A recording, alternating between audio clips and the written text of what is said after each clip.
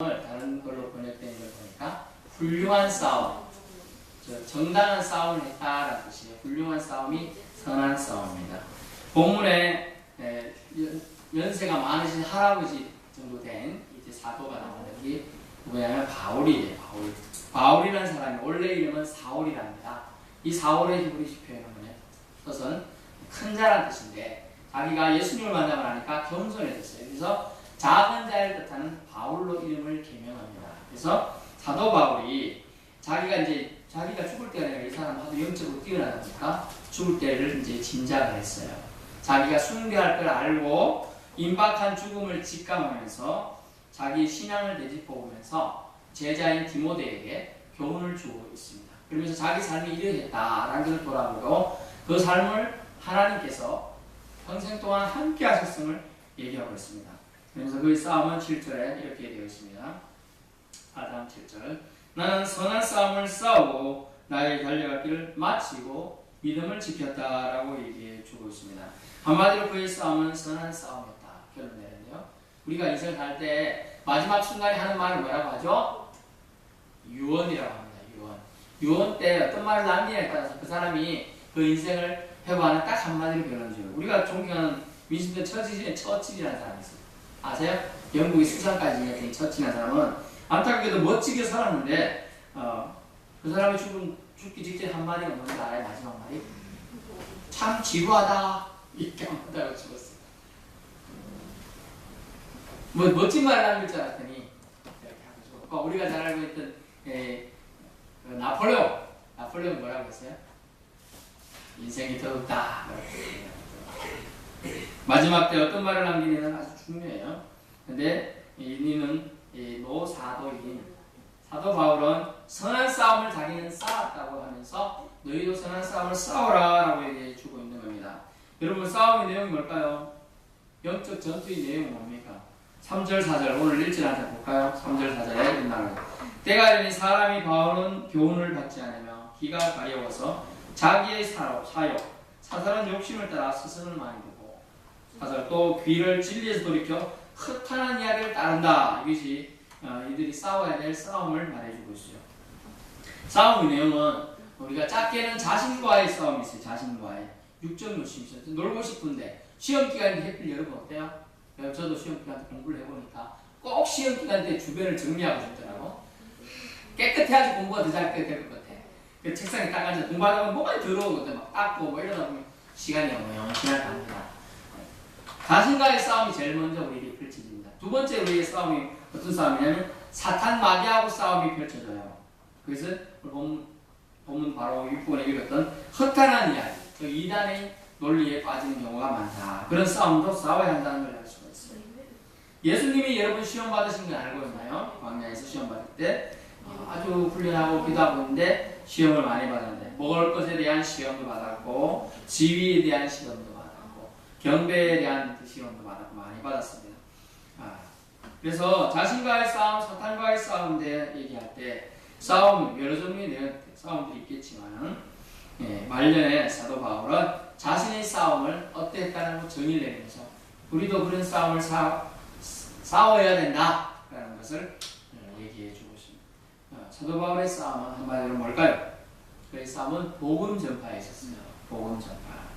이방인을 향한 복음 전파로 그는 수용을 받았습니다. 17절 주께서 내 곁에 서서 나에게 힘을 주시면 나로 말미암아 선포된 말씀이 온전히 전파되어 모든 이방인이 듣게 하려 하시면서 이방인의 사도로 세움을 받았는데 그 복음 전파의 사명을 그는 받았다라고 말합니다. 그걸 정하는 것이 그의 싸움이었다고 말해줍니다. 본문 6절의 정신으로 보면 전제와 같이 내가 벌써 부어지고, 전제가 뭐냐면 제사, 옛날 제사 제물을 놓고 제사를 드릴 때 거기에다 기름 붓는 게 있어요. 포도주 같은 거 붓는 거, 그런 거를 전제라고 합니다. 전제와 같이 무슨 자기가 살아있는데 죽은 것처럼 내가 이미 전제같이 기름 부은 것처럼 자기도 임박했다는 걸 표현하고 있는 겁니다. 그래서 젊은 청춘 때 다메섹 길거리에서 다메섹이 어디냐면 시리아에 있는, 오늘날 시리아에 있는 다마스쿠스라는 지역이에요. 그 지역에 여러분 인터넷 검색해보면 떠요. 그래서 예수님 만난 장면이 다 나오는 거예요. 예수님 만난 후 그는 죽음을 앞둔 지금 시점까지 심지어 제사 때 뿌려지는 기름처럼 이미 준비되어 있다고 지금 말하고 있는 게 준비되어 있다. 그래서 그는 그의 싸움의 방법을 오늘 우리는 배워야 된다.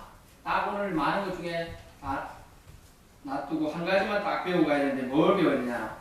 사도 바울이 싸우고 간 싸움은 뭐냐? 그것은 한결같음이라는 싸움이에요. 한결같음. 그는 우직함으로 또는 무던함으로 그는 한결같은 싸움을 싸웠다. 어떻게요? 죽을 때까지 싸웠음을 알 수가 있어요. 본문 10절에 이런 말씀이 있어요. 그의 싸움이 우직함이었고 한결같음이었음을 알 수 있는 부분은 10절. 대마는 이런 말이고 오늘 일제는 대마는 보세요. 4장 6절에 대마라는 사람이 있었는데 이 세상을 사랑하여 사도 바울을 버리고 데살로니가로 갔고 라는 표현이 있어요.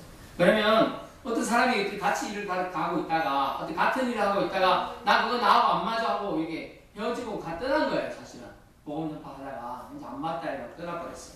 그럼 어떤 감정이 생겨? 옆에 가요. 나는 힘든데 같이 해도 힘든데 나 혼자 하라고 냅두고 가면 어때요?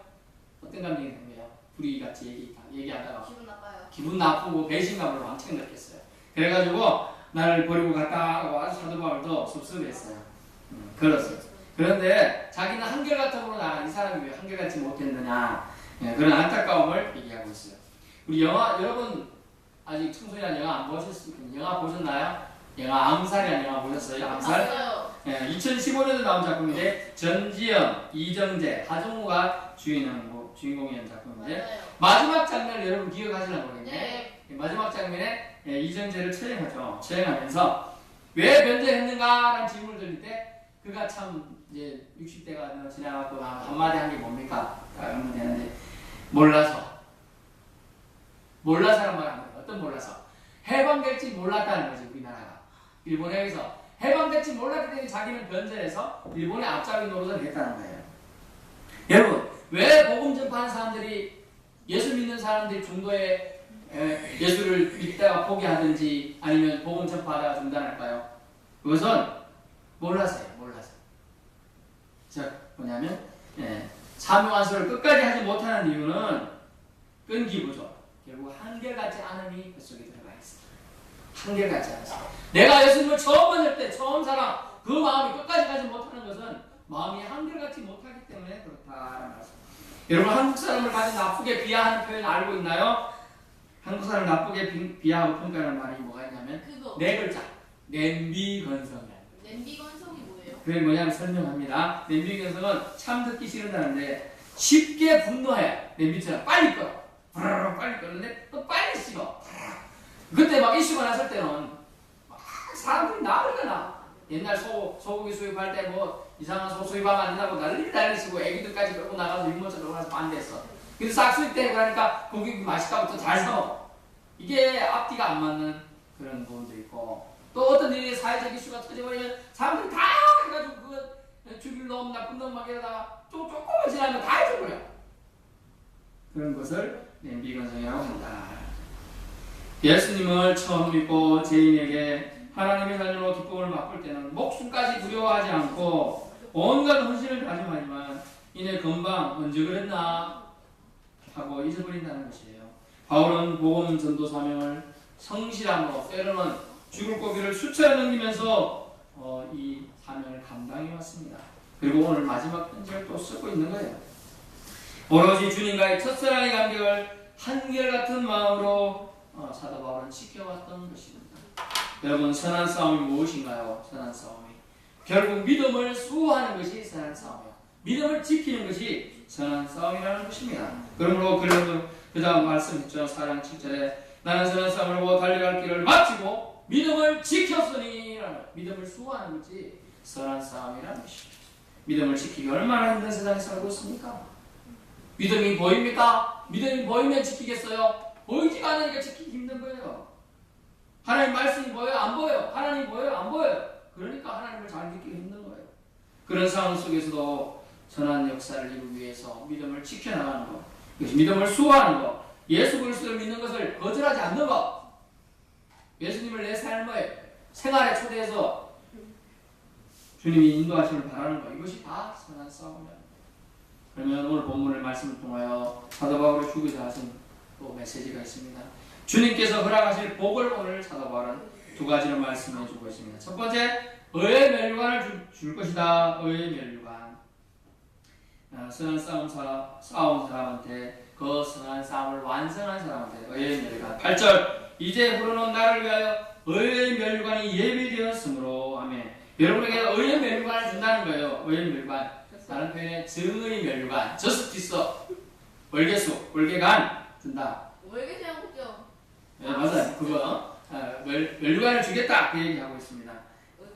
곧 의로우신 재판장이 그날에 우리에게 주신다는 거예요. 어떤 사람? 선한 싸움을 싸운 사람한테 의의 면류관을 주신다라고 말해주고 있는 겁니다. 열심히, 그러나 그것도 하나님 일에 온몸을 불사를 정도의 충성도를 보인 자에게 상금은 반드시 있어야 되겠죠. 그렇잖아요. 우리가 믿음 생활하는 게 정말 헛되고 불쌍한 거예요, 우리가. 근데 오늘 본문에 의의 면류관 할 때 의가 뭔가 우리 잘 기억해요. 의가 하나님의 의를 얻게 되는 걸 바로 의라고 할 수 있어요. 하나님의 의를, 우리는 사실은 불충스러워. 우리는 불의한 자야. 우리는 죄인이야. 그럼 예수 그리스도가 우리 안에 들어오면, 예수 그리스도의 보혈이 우리에게 흘러내리면, 예수 그리스도의 보혈로 우리가 수혈을 받으면 우리의 피가 깨끗해져서 우리가 의로워진다는 걸 말해주고 있습니다.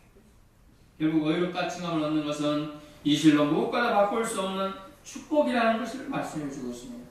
죄인이 너는 이제 죄 없다라는 선포를 듣는 것이고, 의롭다는 의인이다 너는 그런 선언을 주님의 선언을 듣는 것, 그것이 바로 의롭다, 하나님의 의를 너희가 소유했다라는 걸 말해주고 있는 거예요.